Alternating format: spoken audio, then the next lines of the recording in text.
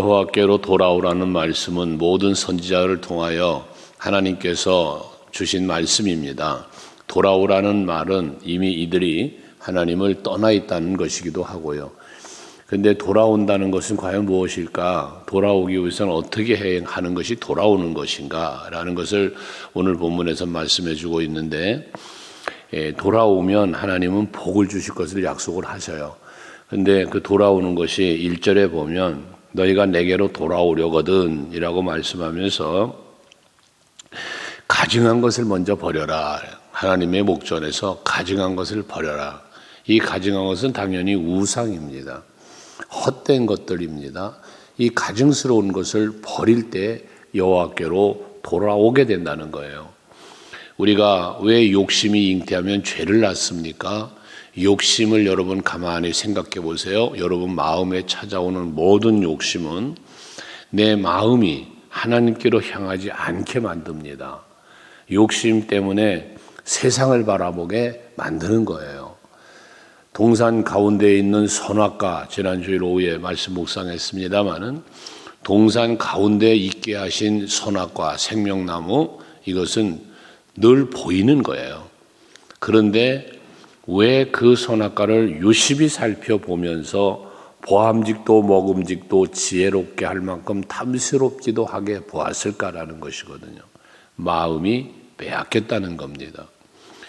여러분들의 마음이 주께로 향하려면 모든 가증한 것들을 버릴 때 주님이 보여요. 그래서 이스라엘 백성들이 여호와께로 돌아오기 위한 첫 번째 조건이 뭐냐면 이 가증한 걸 버리는 겁니다. 그래서 야곱이 베델 창세기 35장에 보면 베델로 올라가라 할 때에 그 베델로 가기 위하여 저들이 한 일이 무엇인가를 살펴보면 옷을 갈아입고 그리고 옷 정결하게 하고 그리고 한 일이 뭐냐면 가지들이 가지고 있던 모든 우상들을 상수리 나무 아래 가져다 묻어버리고 이걸 행동하는 걸 보아요. 그것이 곧 뭡니까? 하나님 앞에 부끄러웠던 자신들의 모습을 버리는 거거든요. 그게 가증한 것들이에요. 그래서 우리가 하나님 앞에 버려야 할 것들, 하나님께로 온전히 돌아오기 위해서 버려야 할 것들, 오늘날 우리의 가증스러운 것이라면 우리가 무슨 형상을 만들어 놓은 우상을 섬기지는 않지 않습니까? 오늘날 우리 성도들이 버려야 할 가증한 것이라면 거짓된 것, 그리고 욕심, 교만, 이 모든 것들은 하나님 앞에 가증한 것들이 되어지니 이것들을 버리는 여러분이 되셔야 한다는 것이고요. 그 다음에 보면 그것을 버린 다음에 네가 흔들리지 아니하며 라고 했습니다. 이제 가증한 걸 버렸다면 흔들리질 말아야 돼요. 버리고 난 뒤에 이거 하나님께 또 가야 되나, 이걸 다시 섬겨야 되나, 흔들리는 거거든요, 이것이. 그러니까 우리가 여호와께로 돌아옴을 놓으려면 마음을 정했으면 그 마음 정한 바를 어떻게 해야 되냐? 행동해야 된다는 것이에요. 제가 늘 여러분에게 자주 말하는 게 뭐예요? 깨닫기는 하면서도 깨달은 대로 살지를 못한다. 이게 결국 흔들린 것이거든요. 그러니까 깨달았다면 깨달은 대로 살아야 되는 거예요. 예배하면서 말씀을 선포하면 깨달아요. 기도하며 깨달아요. 그런데 문제가 뭐냐면 깨닫기는 잘 깨닫는데 깨달은 대로 살질 못하는 거예요. 이게 변화가 없는 거예요. 그래서 깨달은 대로 살 것이냐 말 것이냐의 갈림길에서 늘 왔다 갔다 하는 거, 이게 흔들리는 거예요. 여호와께로 온전히 돌아오려면 흔들리질 말아야 돼요. 여러분 소돔성을 떠났던 롯과 그 가족들이 떠나잖아요. 떠나지만 그 아내는 어떻게 합니까? 뒤돌아봐요. 그게 소금기둥이 되었다는 말씀이 창세기 18장에 있는데 그 뒤돌아봄이 무엇 때문입니까? 흔들리는 거예요. 여러분 신앙생활도 마찬가지고 우리가 살아가는 모든 삶 속에서 인간 관계도 그렇고 범사의 모든 일은 이 흔들리는 사람은 정함이 없는 사람이고 관계도 흔들려요, 이런 분은.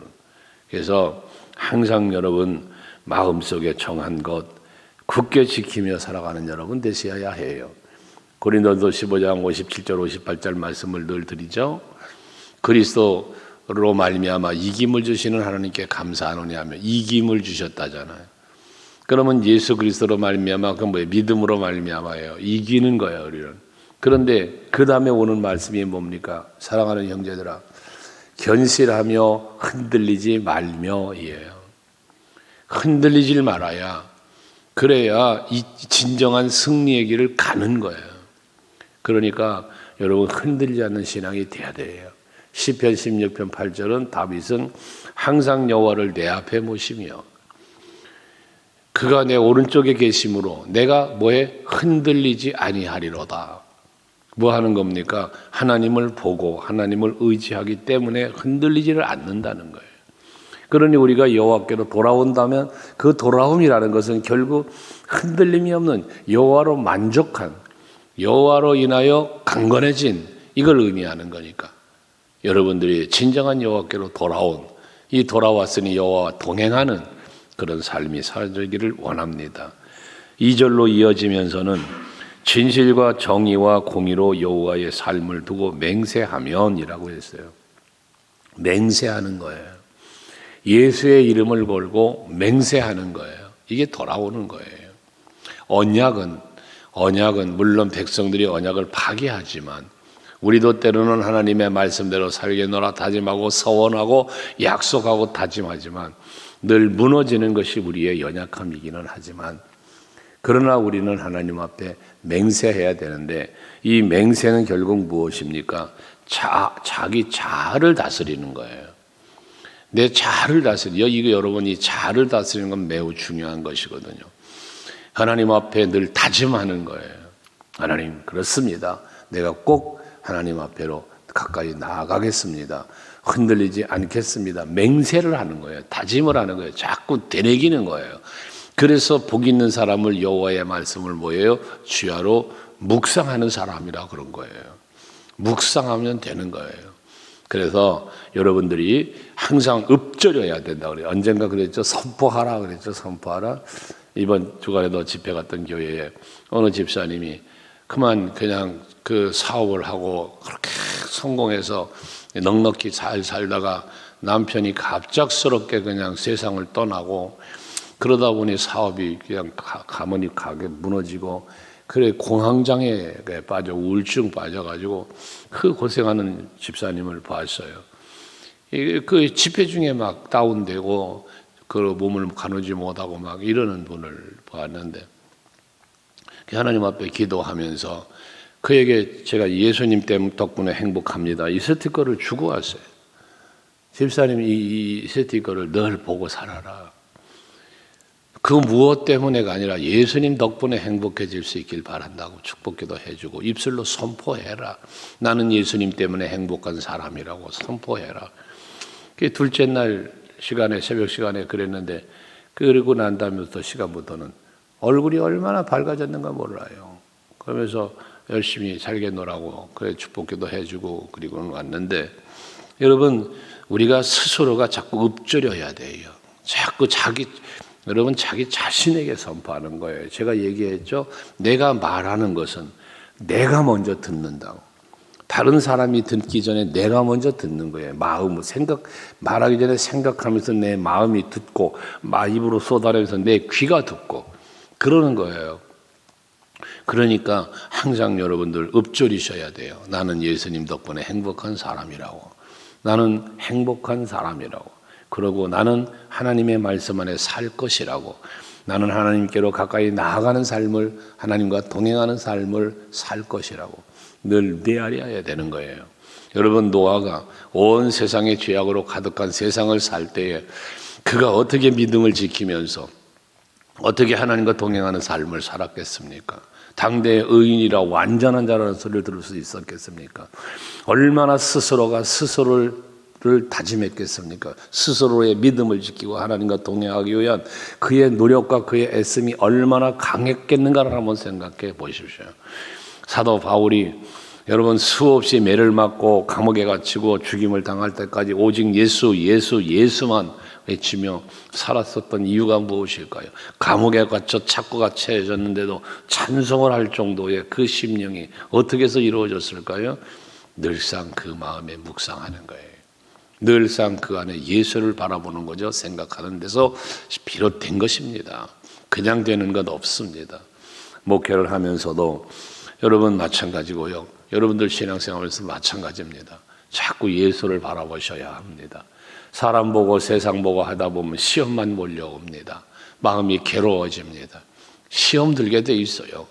목사도 사람 보다 보면 시험 들 수 있고요. 장로님들도 사람 보다 보면 시험 들어요. 기도 많이 하시는 권사님들도 사람 보고 세상 보고 환경 보면 시험 몰려옵니다. 주를 바라보는 여러분 되셔야 합니다. 그리고 스스로에게 자꾸 맹세해야 됩니다. 다짐해야 됩니다. 진실과 정의와 공의로 하라고 한 것처럼 말입니다. 그러면 그것이 진정 여호와께로 돌아오는 거예요. 3절은 여호와께서 말씀하시기를 묵은 땅을 갈고 가시덤불을 팔에 파종하지 말아라. 하나님께서 주시는 이 말씀을 받는 백성들을 향한 말인데, 이 하나님의 말씀을 묵은 땅을 갈고 가시덤불에 파종하지 말아라. 여기 묵은 땅이 뭡니까? 완악해져 있는 저들의 백성들의 마음 심령이에요. 완악한 심령, 패역한 백성들을 일컬어 묵은 땅 가시덤불이라고 말씀하고 있는 겁니다. 그 예수께서 씨 뿌리는 비유에 보면 씨를 뿌리는데 길가에 뿌려지고 또 돌짝밭에 뿌려지고 가시밭에 뿌려지고 말씀하시잖아요. 그런 거예요. 이들의 마음의 상태, 심령의 상태를 말하는 거예요. 거기 말씀이 심겨지겠냐 그 말이에요. 그게 묵은 땅을 기경하라는 말이에요. 가시덤불 뽑아내지 않으면 안 된단 말이에요. 그런 심령이 되면 거기엔 아무리 좋은 씨가 뿌려져도 거긴 결실이 없는 거예요. 그러니 여러분의 마음을 자꾸 기경하셔야 돼요. 어떻게 해요? 선한 마음, 긍정의 마음, 감사의 마음, 이 마음이 자꾸 기경되어야 돼요. 그런데 이게 자꾸 내 마음은 내 스스로가 내 마음을 물론 말하죠. 너 때문에, 무엇 때문에 라고 말을 하지만, 그러나 그 무엇 때문에가 아니라 내 스스로가, 내 마음이 그렇게 완악해져 가고 있는 거예요. 연약해져 가고 있는 거예요. 스스로가 스스로를 무너뜨리고 있는 거예요. 이걸 세워야 되는 겁니다. 여러분들의 마음속에 마귀가 생각을 집어넣고 간다지 않습니까? 마귀가 여러분의 마음에 생각을 집어넣고 가는 거예요. 이 마귀가 집어넣고 가는 돌을 빼내고, 마귀가 집어넣고 가는 가시덤불을 빼내고, 염려의 마음, 근심의 마음, 여러분 미움과 시기와 질투와 등등 이 부정적인 찾아오는 내 마음속에 이걸 자꾸 뽑아내야 돼요. 그러면 거기에 뭐가 들어오겠습니까? 당연히 성령이 들어오시고 예수가 계시고, 그러므로 우리의 삶이 여호와께로 돌아온 자의 삶을 살게 되는 것입니다. 4절도 너희는 스스로 할례를 행하여 너희 마음 가죽을 베고 라고 했습니다. 여기 스스로 할례를 행하라, 그리고 마음의 가죽을 베라라고 했어요. 마음의 가죽이라는 표현을 했어요. 할례는 남성의 벼피를 자르는 거예요. 의식적인 할례예요. 그러나 하나님이 원하는 할례는 육체적 할례가 아니라 마음의 할례를 원하시는 거예요. 사도 바울은 이 부분을 굉장히 많이 강조했죠. 바울 서신에 보면 특별히 로마서 2장 29절에 친히 말하기를 마음의 할례를 행해야 된다라는 말씀을 했고, 갈라디아서도 말하고, 모든 바울 서신에 보면 이 부분의 말씀을 많이 합니다. 여러분, 우리도 마찬가지입니다. 우리가 예수를 믿고 신앙생활 하시면서 변화해야 될 것이 무엇이냐? 여러분, 우리의 마음이 변화되어야 되는 거예요. 예수를 믿는 우리 성도는 마음의 생각이 변화가 되어야 되는 거예요. 그래야 모든 것이 변하기를 시작을 합니다. 내 마음의 생각이 변하지 않는 한 변화되는 게 없어요. 변하는 것 같지만 변하질 않아요. 생각이 바뀌어야 돼요. 생각이 바뀌지 않으면 절대로 여러분 기본적인 것이 변화가 일어나지 않습니다. 그래서 여러분들의 생각하는 것을 자꾸 바꿔야 되는데, 이것이 그냥 바꿔지냐, 가만히 있는데 바꿔지느냐, 아닌 것이에요. 내 생각을 바꿀 수 있는 비결은 오직 하나예요. 내 마음에 밝은 빛 대신 예수가 내 안에 들어가야 바뀌어요. 어둠의 권세는 빛이 들어가야 사라지는 것이지, 빛이 들어가지 않는 한 이 마음속에 있는 어둠의 권세는 절대로 떠나질 않아요. 그러니까 안 변하는 거예요. 여러분, 예수가 내 안에 계시게 해야 돼요. 그게 바울은 말하는 거예요. 너희 안에 이 마음을 품어라. 너희 안에 이 마음을 품어라. 그러는 거예요. 여러분, 예수가 내 안에 계시게 하셔야 되는 거예요. 그래야 빛 가운데 살아요. 그래야 평안이 와요. 마음의 할례를 받는 거예요, 그것이. 그러면서 5절에 그러면서 이제 여호와께 속하라 이렇게 말을 했는데, 여호와께 속한다는 건 내가 온전히 여호와께 풍덩 빠지는 거예요. 성령 충만과 같은 의미예요. 그래서 내가 여호와의 그 주시는 마음으로 내 마음이 지배당하는 것을 의미하는 거예요. 그러면서 이제는 선지자들에게 말하죠. 나팔을 불어라. 시온을 향하여 깃발을 들어라. 그러고 말씀합니다. 5절 6절에 보면 이 나팔을 불라는 건 뭡니까? 여호와께로 돌아오라고 외치라는 거예요. 그러면서 그들이 모여라, 돌아와라 하고 외치는데, 거기 보면 그 와야 할 곳이 어디냐? 견고한 성으로 들어가자. 견고한 성. 이 견고한 성은, 여러분, 예루살렘 성은 무너졌어요. 아무리 강한 성이었지만 무너졌어요. 여리고 성도 강건한 성이라고 했지만 그 성도 무너지는 성이에요. 그럼 여기서 말하는 견고한 성은 무슨 성이겠습니까? 하나님이 보호하시고 하나님이 지키는 성이 견고한 성이에요. 소돔성이 살만했어요. 문화가 발달됐어요. 타락했어요. 세상 즐거움이 있었어요. 그 성 무너진 성이에요. 그러나 여러분, 하나님이 지켜주는 성, 그건 비록 작은 성이라 할지라도 거기가 예루살렘이 얼마나 커요? 그걸 조그마한 성이에요.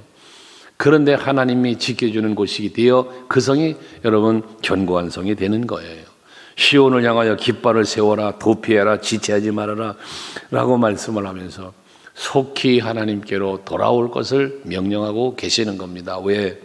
하나님의 심판이 시작되었다는 거예요.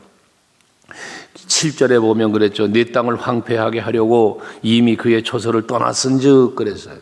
심판이 시작되었다는 거예요. 이미 떠났다는 거예요. 심판하러 황폐하게 하려고 떠났다는 거예요. 그럼 뭐 하는 겁니까? 회개하고 돌아오는 것이 어떻게 돼야 된다는 거예요? 속히 돌아와야 된다는 거예요.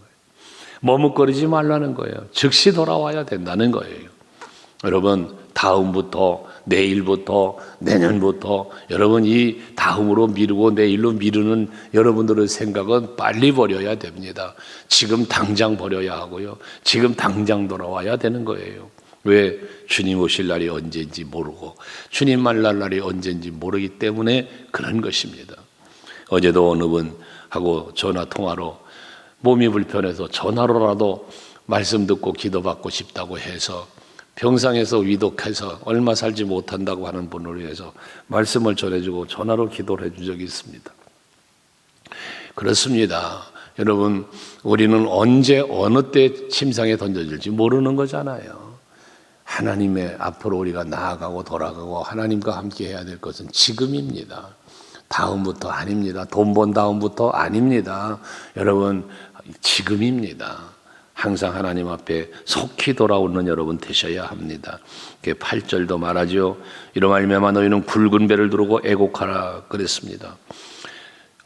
하나님의 심판이 와서 애통하고 애곡하지 말고 심판이 오기 전에 애곡하라는 거예요. 심판 오기 전에 회개하라는 거예요. 여러분, 우리가 하나님께서 베푸시는 은혜 안으로 들어가는 길은 눈물을 흘리며 회개하고 자아를 성찰하여 내 마음을 기경할 때 그게 그때 바로 주님 안에 은혜 안으로 들어가는 것입니다. 마지막 10절에 보면 내가 이르되 슬프도소이다 주 여호와여 주께서 진실로 이 백성과 예루살렘을 크게 속이셨나이다. 이르시기를 너희는 내게 평강이 있으라 하더니 칼이 생명에 이르렀나이다. 이 얘기는 뭡니까? 하나님이 우리를 속였다는 거예요.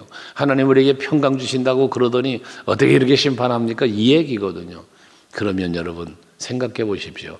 하나님이 왜 심판을 했습니까? 심판하신 이유가 무엇입니까? 돌아오지 않았으니까 그런 거죠.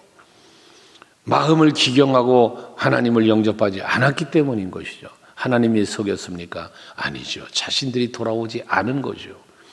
여러분, 내게 어려움이 있고 고난이 닥칠 때 하나님을 원망하지 마세요. 하나님이 주시는 고난일 수 있겠으나 그 고난이 나에게 온 이유가 뭔데요? 내가 하나님 앞에 바르게 살지 않았기 때문인 거예요.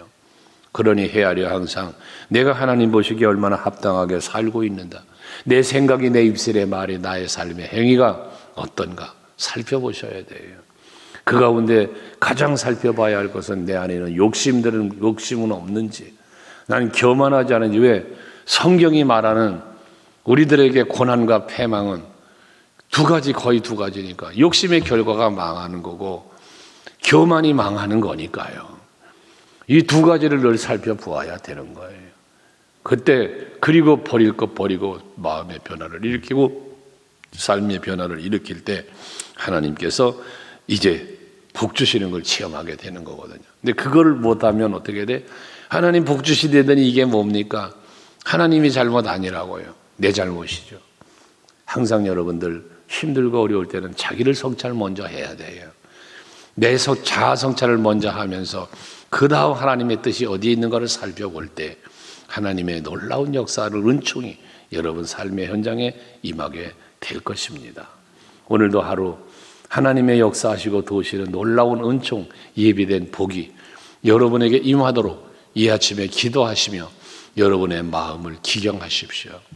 여러분의 생각을 한번 바꾸시면서 하나님이 보시기에 합당함으로 삶의 자리로 나아가는, 그래서 그 예비된 복과 은혜를 누리는 오늘 하루 되시기를 바랍니다.